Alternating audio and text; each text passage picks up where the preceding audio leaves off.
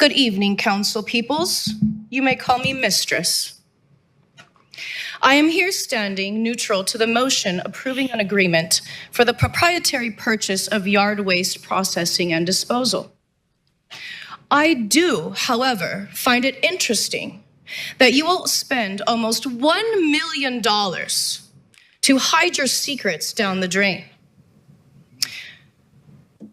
Hiding that condom I know you used to cheat on your spouse with. So, I propose that you use a quarter of that mill to support doms and subs in Broward County to build a dungeon created for us by us, the taxpayers and voting citizens. No, that was not a bit from Parks and Recreation. That was an actual city commission meeting in the great state of Florida. Now, the mistress continued on for her closing statement, leaving the councilman speechless or possibly wanting more. In closing, do not let this glamorous look distract you from doing your duty to take my demand.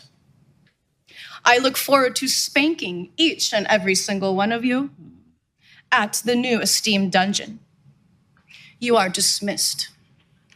Okay, thank you. And happy holidays to you. Anyone else wish to speak?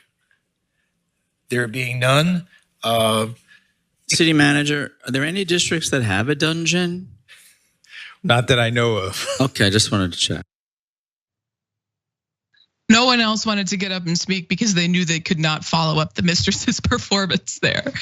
So of course, if you're, a member of the GOP, all of this talk of sex is beneath, you as a civil politician, unless your name is Marjorie Taylor Greene, in which case you can't stop talking about sex toys. By the way, you can pick up a butt plug or a dildo at Target and CVS nowadays. I don't even know how we got here. Came here. Sorry, you may still be finishing your dessert. I apologize. No, but this is the state that we're living in right now. That's the state we're living in right now. All right, enough of her. God, I could not stand to listen to her speak for one more moment. But let's get back to some information on the mistress and the city council meeting, which all ended up being, of course, a publicity stunt. So media reported that she explained that she was neutral regarding the waste management contract, but found it interesting that the commission was willing to spend almost $1 million to hide your secrets down the drain. Hiding that condom I know you used to cheat on your spouse with. One of the regular items on the commission's agenda Tuesday included a debate about a $906,500 contract for solid waste management. And obviously, as we heard, Ms. Crave, as the mayor originally introduced her as had another idea on how to spend a quarter of that money. However, all of this appeared to be a PR stunt. A source told Local 10 News that the trio was handing out business cards for a nightclub called Crave Miami, located near Miami International Airport. A December 7th news release announcing the club's opening at the site of the former Pink Pussycat on Northwest 36th Street described the venue as part nightclub, art space, sexy circus, burlesque, and performance space. Crave is a no rules, no labels, no boundaries, fully interactive ultra lounge, it said. I just know that was the most exciting city council meeting that it's ever had there. Yeah, advise possible exposure.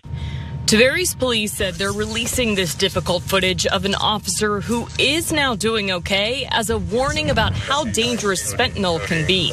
Courtney Sullivan with the Tavares Police Department said Officer Courtney Bannock found drugs on a passenger during a traffic stop Monday night. She said she just barely opened it, saw that it was, narcotics, closed it quickly. Sullivan said Bannock wore gloves as she always did.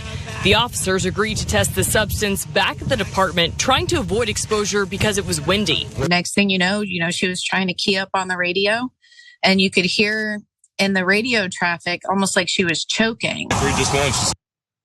There's some body cam footage from Florida cops as one of their officers apparently overdosed a bit on fentanyl from handling it.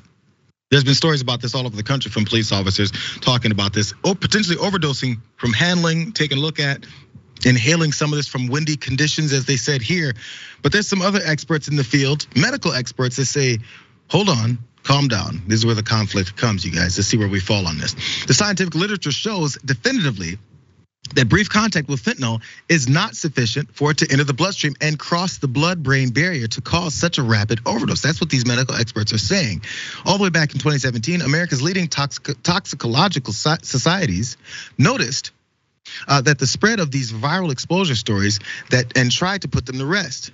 There have since been countless fact checks and scientific debunkings by major news outlets, including one from the Times' editorial board, the New York Times editorial board. One scientist even experienced this kind of exposure and had his own story to tell from that. Now, last month, this 33-year-old clinical toxicologist and emergency medicine pharmacist named Ryan Feldman co-published a case study about the time he accidentally spilled a mammoth dose of pure liquid fentanyl all over himself at work. He says he simply washed it off with no adverse effects. As a matter of fact, there's that case study, the headline from that case study, at least, that he said all this went down. There was an accidental occupational exposure to a large volume of liquid fentanyl on a compromised skin barrier. That means maybe there was a cut on his skin somewhere where it did hit, so there was possibility for it to even enter his system immediately, not just on the surface. But he said, he just washed it off, bro.